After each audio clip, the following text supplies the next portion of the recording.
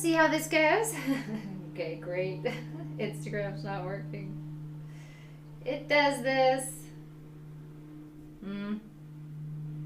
Alright, give me a second.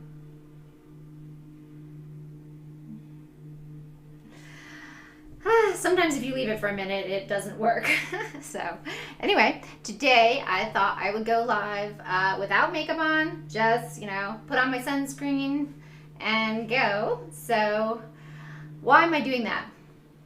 Part of the whole process for me doing these is to really allow myself to be more vulnerable, because that's one of the big things that happens to you when you have experienced trauma, especially different types of abuse and things like that. You can tend to armor up and want to control everything around you in order to protect yourself, and that's a common side effect. And so part of this process, but when you have all that armor and the walls around you, and you want to control everything and make it always perfect, then the issue is that it's harder to really connect with people. Hey Luxar, how are you? Good to see you. Back on time again today, now that I'm back from my trip. So, so the thing about allowing yourself to be vulnerable with people, allowing people to see who you really are, that becomes one of the challenges when you've been hurt a lot, right? Because it's easier to protect yourself. So that's why today I decided I would come on without makeup on and just, be me. My hair is right out of the shower. And just to, it's just, for me, it's just one more step in pulling that down. Oh, it's very good to see you too. And I wanted to talk about something that can become really difficult. At least I realized it was really difficult. I didn't even know I had an issue with it until maybe, I don't know, a year or two ago. And I was reading from like a spiritual book, and it was talking about how if you can't relax, then you cannot love, because you have to be able to relax into love. And that just hit me really hard, because as somebody, if you're someone who's always, like I was, trying to control everything and trying to make everything, safe around you, and you want things to be just this way, which there's also nothing wrong with that. You want things to be beautiful or whatever that is, that's fine. Oh, thank you. She says always beautiful. Then, but when it becomes a thing where you're constantly controlling things as a way to make yourself feel safe and to protect yourself, it can put up walls between you and other people. It can push other people away. And so the ability to really relax and just take a deep breath, relax into love. Oh, I'm sorry. Well, let's talk a little bit about this, okay? Usually when we are really upset or depressed or frustrated, as I said before, it's because we don't see a way out. We don't see a future that we can appreciate, right? So if you don't see that future for yourself, then it's understandable why you'd be depressed, right? But as I talked about in one of my earlier videos, there's always more options. So don't ever just look at it and say, this is the path that has been planned for me, and now I'm stuck on it and I hate it, and I just, I'd rather die than be on that path. You are a sovereign being. You get to pick whatever you want your life to be. So you can go and just choose a new path. Like there's thousands of options. There's not just one or two. There's thousands. There's so many things, I mean, there were times when I was working as a big corporate attorney, and I was really miserable.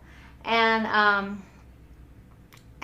was like, this is just so unfulfilling. What do I want to do with my life? And I was like, well, there's lots of things I could do. I'm not stuck here. People think they're stuck in one place. I was like, well, I could, move to an island and become a scuba diving instructor.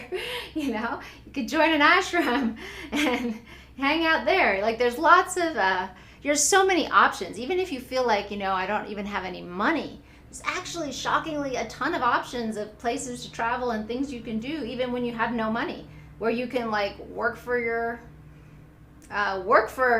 living, right? Like get paid and do work and work for a living and travel. I know so many people who've traveled around the world, which, it's a little hard to do right now, but it will open up again, and they had no money at all, right? They were just like basically doing jobs washing dishes in different cities to get the money and travel. So never feel like you're stuck where you are, because you're not stuck. You're only stuck in your mind. And that's the important thing to remember. Okay? So I don't know if that helps or not, but back to what I was talking about, which is really understanding how to relax into love. That's a hard thing to do for those of us who have been hurt so many times in our lives, and it's just the concept, wasn't even like, I didn't even understand the concept for a long time. So when I tried to do it, what I did on this like healing retreat that I was on, one of the things I wanted to do was to try to reprogram myself to come from a love-based kind of, I guess, genetic, biological programming, mental programming, rather than a fear-based programming, right? Because a fear-based programming is where we're always trying to control and we're doing everything out of fear. Whereas a love-based it's just relaxed. You're relaxed and you can love and just accept and love whatever comes to you, even pain, or even somebody being really annoying or whatever it is, right? The ability to just be like, oh, okay, I can accept that, I can love that. And that's just a beautiful thing. But sometimes when we've come from this place of fear for so long, we have to reprogram ourselves for that. And that can be a process. So just,